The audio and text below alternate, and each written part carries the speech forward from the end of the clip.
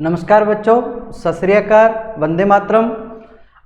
अपना 12वीं कक्षा का भूगोल विषय का तीसरा अध्याय चल रहा था, जिसमें हमने जनसंख्या के बारे में बात की, वितरण के बारे में बात की, घनत्व के बारे में बात की और वृद्धि के बारे में बात की। एक छोटा सा टॉपिक रहा हुआ है बिल्कुल ही, और मानचित्र रहे हुए हैं, वो आज अब अपने समाप्त करेंगे इस लेसन को, इस अध्याय को। तो उसमें था कि जनांकीय संक्रमण। क्या था? जनांकीय संक्रमण। जनांकीय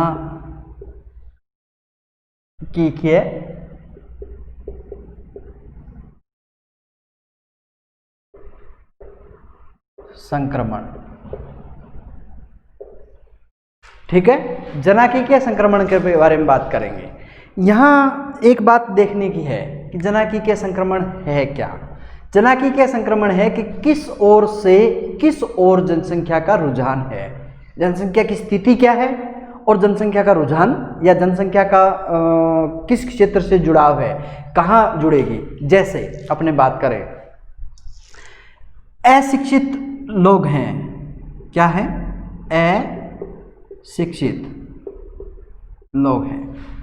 अब जो अशिक्षित है वो जनांकीय का संक्रमण किस ओर करेगा? वो ग्रामीण, खेतीहर और मजदूरी की तरफ एक बार झुकाव होगा उसका, क्योंकि वो अशिक्षित है तो वो गांव के अंदर खेती के साथ में या मजदूरी के साथ में जुड़ेगा, लेकिन अशिक्षित है। अब वो व्यक्ति का संक्रमण कैसे होगा? वो व्यक्ति शिक्षित हो गया, कुछ पढ़ लिख गया, है ना। अब वो पढ़ लिख गया तो पहले जो अशिक्षित है उसका संक्रमण हुआ शिक्षा की ओर। किसकी ओर हुआ? शिक्षा की ओर, कि वो पढ़े, है ना। उसके बाद में वो जैसे ग्रामीण है तो वो कहाँ जाना पसंद करेगा? नगर, शहर में जाना पसंद करेगा, गांव को छोड़ करके, ठीक है ना। खेतीहर है, कृषि कार्य कर रहा है तो वो कहाँ का कार्य करना पसंद करेगा? उद्योग में, है ना। और अगर वो मजदूर है तो भी वो नगरों के अंदर कहीं ना कहीं मजदूरी करना प्रारंभ करेगा। तो ये जनांकीय संक्रमण होगा। अशिक्षित शिक्षित की ओर, फिर ग्रामीण से नगर की ओर, कृषि से उद्योगों की ओर। ये जनांकीय संक्रमण होगा कि किस ओर था और किस ओर जा रहा है, किस ओर रुझान है। इस सारी व्यवस्था को बहुत सारे ऐसे विद्वान हुए हैं जिन्होंने, जैसे ब्लेकर है, साइमन है, बर्गडोर्फ हैं, और ये विश्लेषक है जिन्होंने कुछ विशेषज्ञों ने कुछ ऐसी विश्लेषण किया कि उस आधार पर इसको 5 अवस्थाओं में बांटा।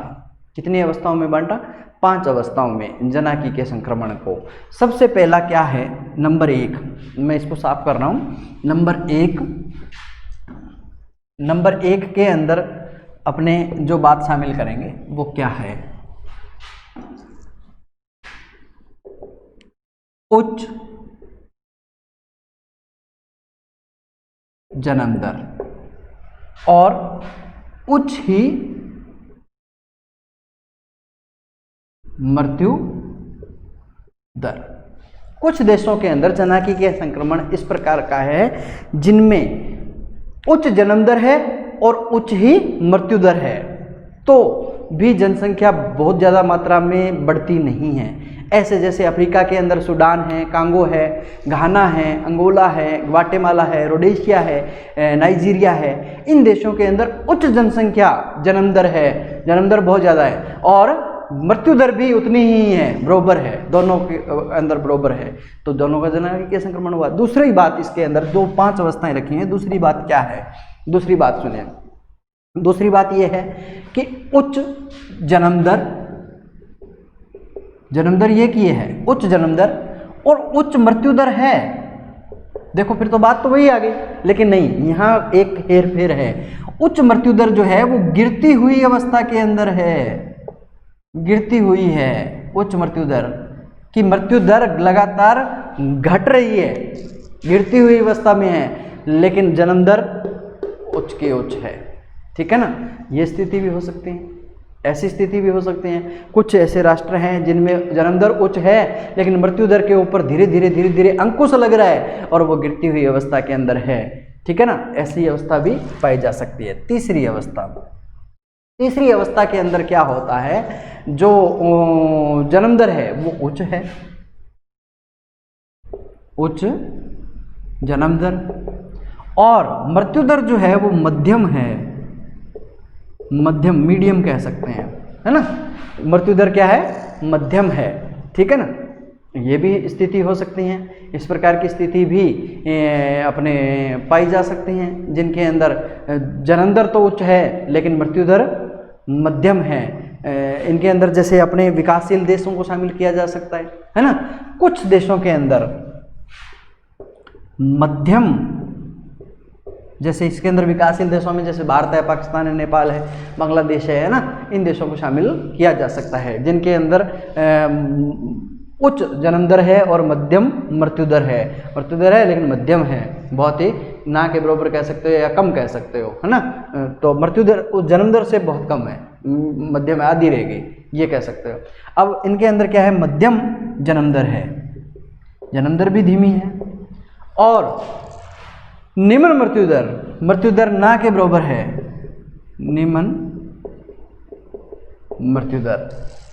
जैसे न्यूजीलैंड है, ऑस्ट्रेलिया है ना, चिली है, अर्जेंटीना है, मलेशिया है, चीन है, इन देशों के अंदर जन्म दर तो बिल्कुल ही मध्यम है और मृत्यु दर निम्न है, जिनके अंदर मृत्यु दर ना के बराबर है ना।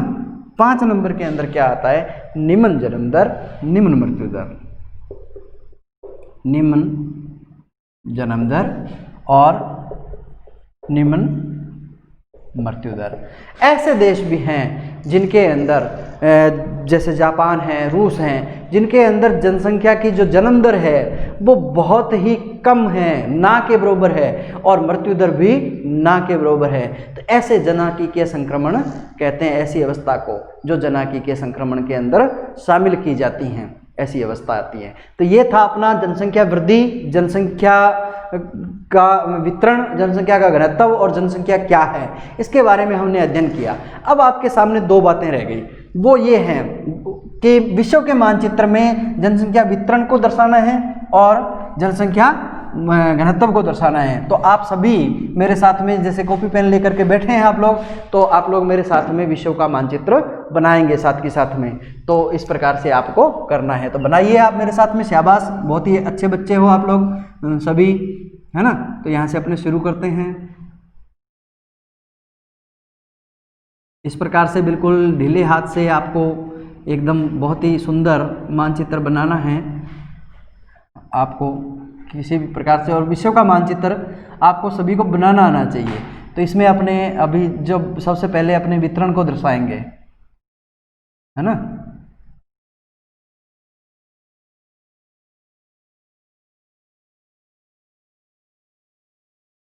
वितरण को दर्शाएंगे, ये ध्यान रखना।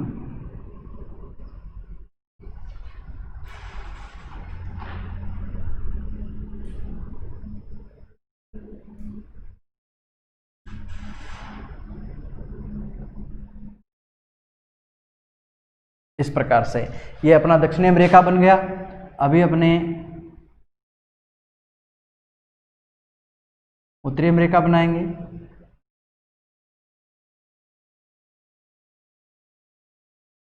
ये अपना उत्तरी अमेरिका बन गया।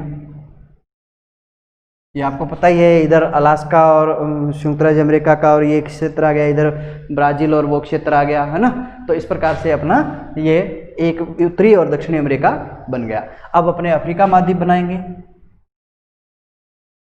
बिल्कुल आप साथ के साथ में मेरे एकदम बनाते रहोगे।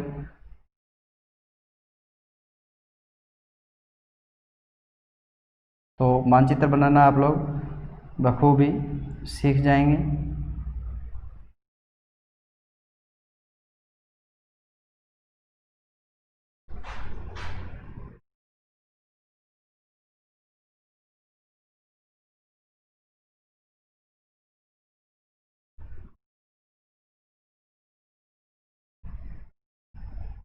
इस प्रकार से अपने भारत वाला वो हिस्सा आ गया।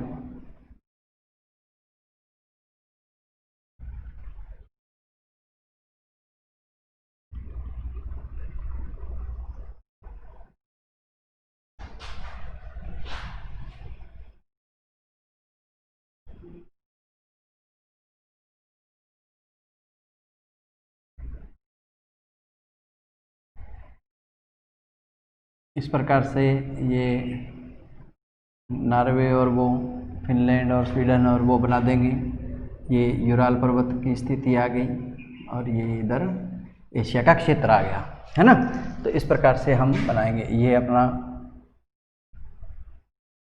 ग्रीनलैंड, आइसलैंड, ये ब्रिटेन, आयरलैंड, स्कॉटलैंड, क्यूबा के द्वीप समूह आ गए, है ना। मेडागास्कर, श्रीलंका, जावा, सुमात्रा और बाली, फिलीपींस द्वीप समूह है, जापान के द्वीप समूह हैं, ये आ गए। और यहाँ अपने ऑस्ट्रेलिया बना लेते हैं।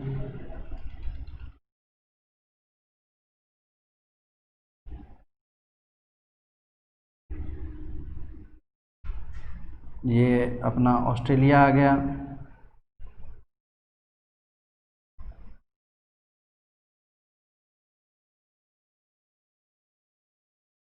और ये इसके पास में न्यूजीलैंड और अन्य द्वीप समूह आ गए। और ये अपना नीचे जो आएगा वो जनशून्य क्षेत्र जो महाद्वीप है, आपको पता ही है, बेस में मैंने बताया था। बताइए कौन सा है? अंटार्कटिका। ये अपना विश्व का मानचित्र बन गया। अब इस विश्व के मानचित्र में सबसे पहले अपने इसका शीर्षक देंगे, संसार जनसंख्या का वितरण। ये कच्चा मानचित्र है जो इस प्रकार से हम बिना पैमाने के और अपने हाथ से बनाते हैं, आउटलाइन तैयार करते हैं, वो कच्चा मानचित्र होता है, रफ मानचित्र होता है। ठीक है, जो पैमाने के तहत बनाते हैं वो मानचित्र अपना पूर्ण होता है। अब इसके अंदर सबसे पहले अपने भरेंगे सघन जनसंख्या वाला क्षेत्र। तो सघन जनसंख्या वाला क्षेत्र जैसे ये क्षेत्र है ना, ये क्षेत्र है, ये क्षेत्र है, ये सघन जनसंख्या वाला क्षेत्र है, ये वाला जो चीन का, और ये क्षेत्र आ गया। और यहाँ पर ये भाग अपना जो विकसित राष्ट्रों का है वो आ गया, कुछ भाग, ठीक है ना। और थोड़ा सा क्षेत्र यहाँ आ जाता है और थोड़ा सा यहाँ आ जाता है जहाँ सघन जनसंख्या है। और इस क्षेत्र के अंदर यहाँ भी इतने भाग के अंदर बहुत सघन जनसंख्या पाई जाती हैं और इसके अंदर भी थोड़ा सा यहाँ सघन जनसंख्या है। तो ये सघन जनसंख्या का क्षेत्र आ गया। तो यहाँ पर अपने संकेत बनाएंगे, इंडेक्स बनाएंगे। जैसे सबसे पहले इस प्रकार से यूँ किया है हमने, तो ये कौन सी है? सघन जनसंख्या का क्षेत्र है, ठीक है। उसके बाद में सामान्य जनसंख्या। सामान्य जनसंख्या के अंदर जैसे ये बीच का भाग रह गया, यहाँ मध्यम जनसंख्या है अपनी, है ना, ये भाग रह गया, है ना, इस प्रकार से ये भाग रह गया, ये भाग रह गया।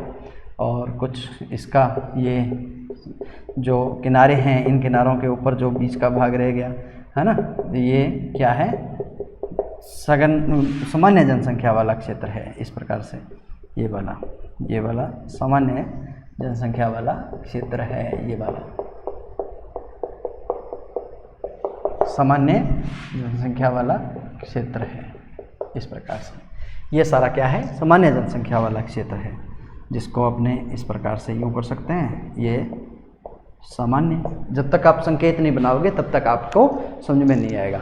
उसके बाद में जो खाली रह गया स्थान, जैसे ये वाला, तो ये अति न्यून या ना जनविहीन क्षेत्र कह सकते हैं, अति न्यून या जनविहीन क्षेत्र कह सकते हो। तो इस प्रकार से आपको मानचित्र में, विश्व के मानचित्र में आपको जनसंख्या का भरना आना चाहिए कि कौन से क्षेत्र के अंदर कौन सी जनसंख्या है। अभी इसके बीच में सॉरी मैं एक भूल गया, विरल जनसंख्या का हो रहेगा, विरल, विरल जनसंख्या का। विरल जनसंख्या के अंदर क्या आएगा, जैसे मेरे दिमाग से निकल गया वो एकदम से, तो विरल जनसंख्या के अंदर अपने कुछ ऐसा करके दिखाएंगे इस प्रकार से। इसको कहते हैं विरल, या बहुत ही बिखरी हुई अवस्था के अंदर, जैसे ये जो भाग बचा है इन भागों के अंदर बीच बीच में ऐसे क्षेत्र आएंगे जहाँ पर जनसंख्या बिल्कुल ही विरल अवस्था के अंदर है। जैसे ये भाग आ गया है ना, ऊपर वाला क्षेत्र आ गया, जैसे ये वाला, ये बर्फ़ से आच्छादित क्षेत्र आ गया है ना, इसका भी कुछ ये भाग आ गया जिनमें विरल जनसंख्या है। इन क्षेत्रों के अंदर जैसे विरल जनसंख्या है, इस क्षेत्र में जो बर्फ़ से आच्छादित रहते हैं इन क्षेत्रों के अंदर जैसे विरल जनसंख्या है ना। ये क्षेत्र जो आ गया इसका क्षेत्र जो आ गया विरल जनसंख्या वाला आ गया है ना, जिनमें विरल जनसंख्या पाई जाती है ना। इसमें भी विरल जनसंख्या है इस क्षेत्र के अंदर। अब जो बीच में बिल्कुल खाली स्थान रह गया वो अति न्यून क्षेत्र है। तो इसको 4 भागों में हम वितरण को बांटते हैं, सघन जनसंख्या, सामान्य जनसंख्या, विरल जनसंख्या और अति न्यून या बिल्कुल जनविहीन क्षेत्र। इस प्रकार से ये विश्व का मानचित्र हमारा एक कंप्लीट होता है जो जनसंख्या वितरण को प्रदर्शित करता है। अब अपने जनसंख्या घनत्व की बात करेंगे। तो विश्व का मानचित्र अपने यही रखते हैं, दूसरा नहीं बनाते हैं, और इसको अपने साफ कर लेते हैं है ना बीच में से। तो इस प्रकार से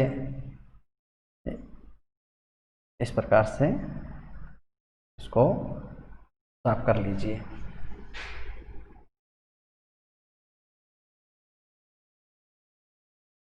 इस प्रकार से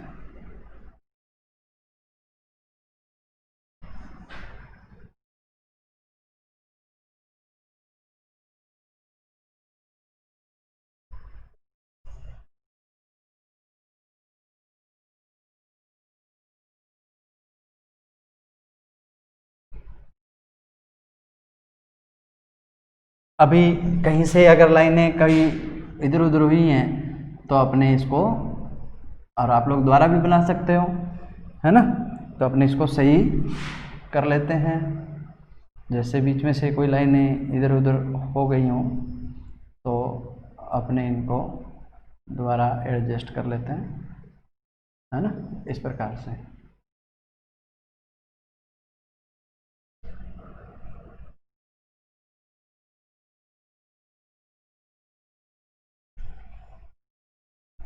इस प्रकार से ये हमारा जनसंख्या घनत्व के लिए मानचित्र तैयार है। अब जनसंख्या घनत्व को सबसे पहले अपने क्या करना है, जो यहाँ जनसंख्या का वितरण था इस जगह के ऊपर जनसंख्या घनत्व कर दो, घनत्व, ठीक है। और इंडेक्स में क्या हो जाएगा, सबसे पहले संकेत में 250 व्यक्ति प्रति वर्ग किलोमीटर, ठीक है। और इसको हम बिल्कुल वही इस तरह से दिखाएंगे, बिल्कुल गहरा, जैसे 250 व्यक्ति प्रति वर्ग किलोमीटर, जैसे इन स्थानों के ऊपर 250 व्यक्ति प्रति वर्ग किलोमीटर है ना। ये जो आ गया जैसे ऐसे स्थानों के ऊपर है ना, कुछ भाग ये आएगा अपना जिसमें 250 व्यक्ति प्रति वर्ग किलोमीटर में आएगा।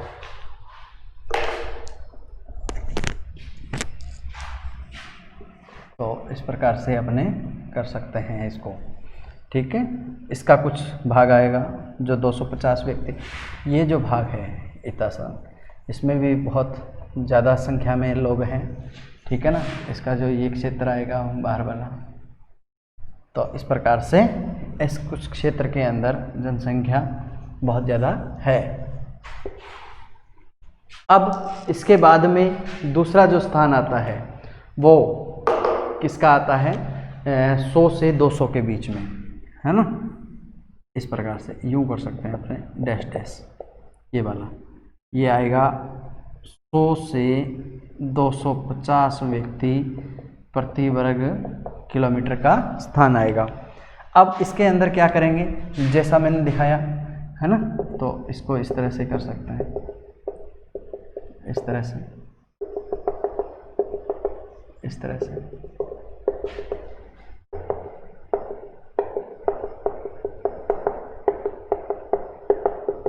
इस तरह से दिखाया जा सकता है, इस तरह से,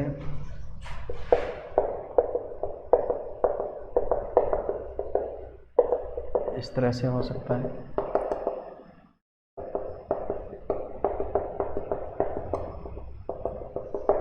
ये हो सकता है। अब इसके बाद में ये जो है वो अत्यधिक जनसंख्या घनत्व वाले हैं, ये अधिक जनसंख्या घनत्व वाले हैं। और अब कम जनसंख्या वालों में जैसे ये आया है ना, तो इसको अपने यूं कर सकते हैं, ये वाला, ये आएगा 10 से 100 व्यक्ति प्रति वर्ग किलोमीटर सामान्य जनघनत्व वाले क्षेत्र। तो इसके अंदर जैसे ये आ गया,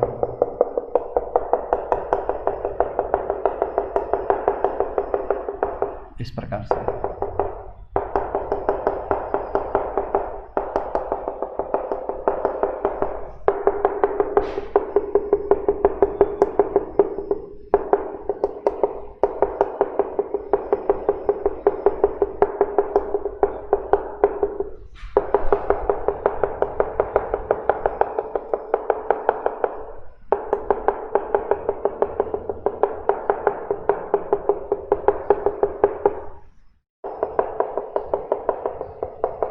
इस प्रकार से हो सकता है। ठीक है। अब जो 1 से 10 जनसंख्या घनत्व है उसको अपने खाली रख देंगे, है ना, जिनमें 1 से 10 वाला है प्रति व्यक्ति वर्ग किलोमीटर। और उसके बाद में जो इसको आप क्रॉस से दिखा दो इस प्रकार से, और ये जो है खाली रख देंगे 1 से भी कम व्यक्ति प्रति वर्ग किलोमीटर जो है वो। तो ऐसे क्षेत्र को अंदर जो 1 से 10 वाला है, इस तरह से जो ऊपर का क्षेत्र आएगा,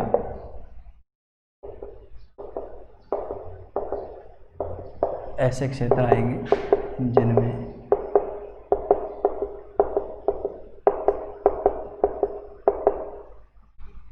इस प्रकार का जो आएगा,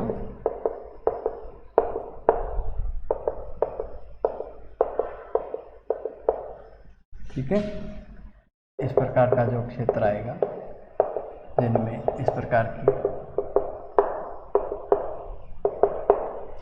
इस प्रकार से। और जो बिल्कुल जनविहीन या 1 से कम है, जैसे ये क्षेत्र आ गया खाली पड़ा है ना, ऊपर का जो ये भाग रह गया, ऊपर के जो द्वीप समूह रह गए, वो ये सारे के सारे जनसंख्या घनत्व में हम शामिल करेंगे।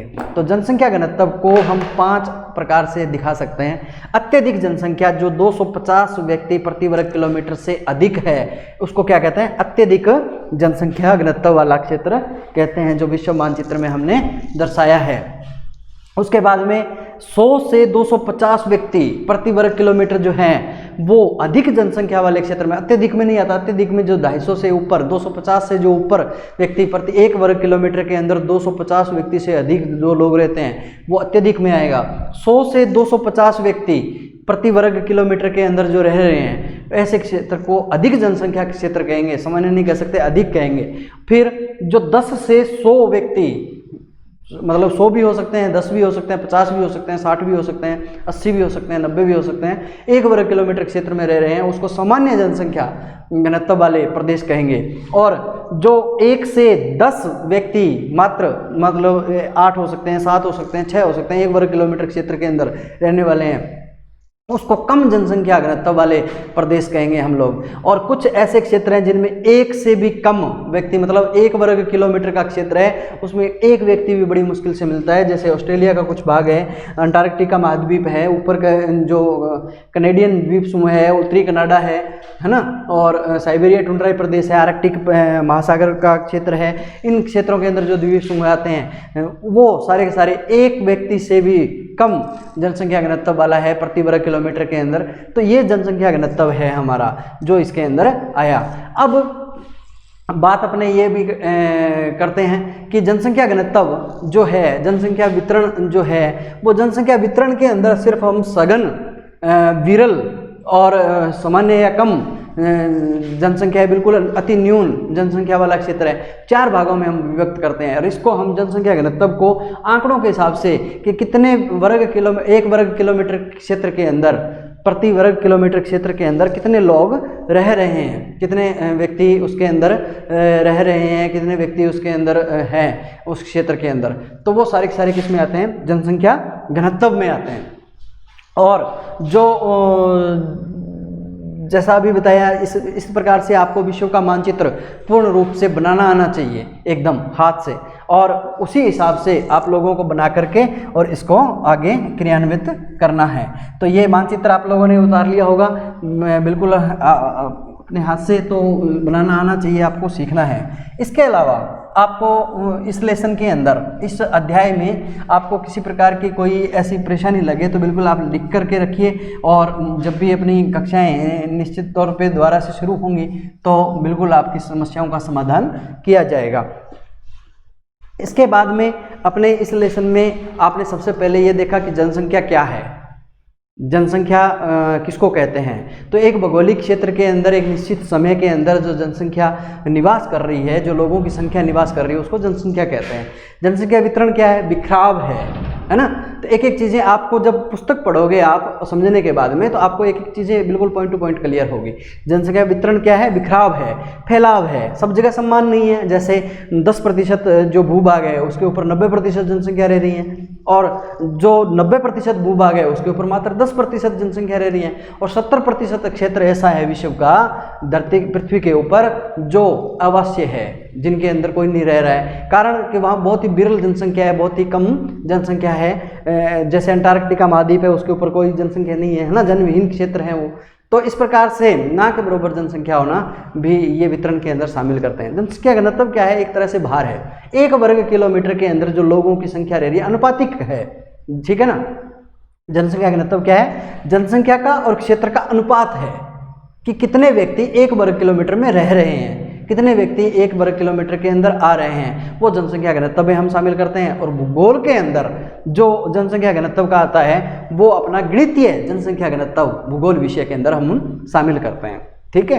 तो गणितीय जो आंकड़ा हम घनत्व का निकालते हैं प्रति व्यक्ति वर्ग किलोमीटर वाला, वो ही भूगोल विषय में ज़्यादातर प्रयोग में लेते हैं हम, और वो आपको आना चाहिए। तो उसका सूत्र क्या था, जनसंख्या भाग जो कुल क्षेत्रफल है वो आएगा। तो इस प्रकार से हमने जनसंख्या घनत्व किया। और जनसंख्या घनत्व भी सब जगह समान नहीं है, बहुत से ऐसे क्षेत्र हैं जिनमें बहुत ही अत्यधिक जनसंख्या है, और बहुत ऐसे क्षेत्र हैं जो बिल्कुल विरल अवस्था के अंदर हैं, वो स्थिति आती है 90-10 वाली और 10-90 वाली, है ना। उसके बाद में फिर हमने की जनसंख्या वृद्धि। जनसंख्या वृद्धि क्या है कि एक निश्चित क्षेत्र, भौगोलिक क्षेत्र है, उसके अंदर निश्चित समय में जो लोगों की संख्या में जो परिवर्तन आता है वो क्या कहलाता है, जनसंख्या वृद्धि में शामिल करते हैं। जो बढ़ोतरी होती है ना, परिवर्तन कह सकते हो, बढ़ोतरी कह सकते हो, कि जो जैसे जनगणना कितने वर्ष बाद होती है, 10 वर्ष बाद होती है। तो 10 वर्षों के अंदर जो जनसंख्या में बढ़ोतरी हुई, जो वृद्धि हुई, उसको हम किस में शामिल करेंगे, जनसंख्या वृद्धि में शामिल करेंगे। तो ये जनसंख्या वृद्धि के कारण देखे हमने कि जनसंख्या वृद्धि के ये कारण हैं, और फिर जनसंख्या वृद्धि का समाधान देखा, समस्या देखी, और समस्या देखने के बाद में जनांकीय संक्रमण के बारे में हमने अध्ययन किया। जो 5 अवस्थाओं के अंदर था उनके बारे में हमने अध्ययन किया, है ना। और उसके बाद में फिर अपने ये सारे विश्व का वितरण और घनत्व का वितरण जो मानचित्र के अंदर, विश्व मानचित्र के अंदर हमने दर्शाया। तो इसी के साथ में ये आपका एक लेसन, तीसरा अध्याय पूर्ण रूप से पूरा हो जाता है। और इसके प्रश्न उत्तर आपके जो पुस्तक के पीछे दिए हुए हैं, उनको सभी के उत्तर आपकी पुस्तक के अंदर मौजूद हैं। एक चीज़ ध्यान रखना, आपकी जो पाठ्य पुस्तक है, उस पाठ्य पुस्तक के अलावा बाहर से कोई भी प्रश्न आपके नहीं आता। तो इसलिए आप बिल्कुल अपनी पाठ्य पुस्तक को एक अच्छा मित्र बनाओ, अच्छी तरह से उसका अध्ययन करो।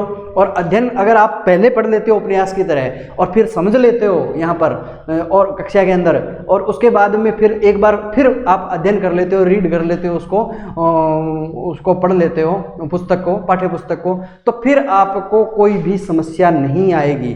कभी भी आपके सिलेबस में भी, आपके प्रश्न उत्तर में भी, आपकी परीक्षा में भी कहीं समस्या नहीं आएगी। तो इसलिए आप पूर्ण रूप से पुस्तक को अपना अच्छा मित्र बनाओ, पाठ्य पुस्तक को, और उसका अध्ययन बार बार करो और समझो और देखो। Thank you. इसी के साथ में अपना बहुत धन्यवाद।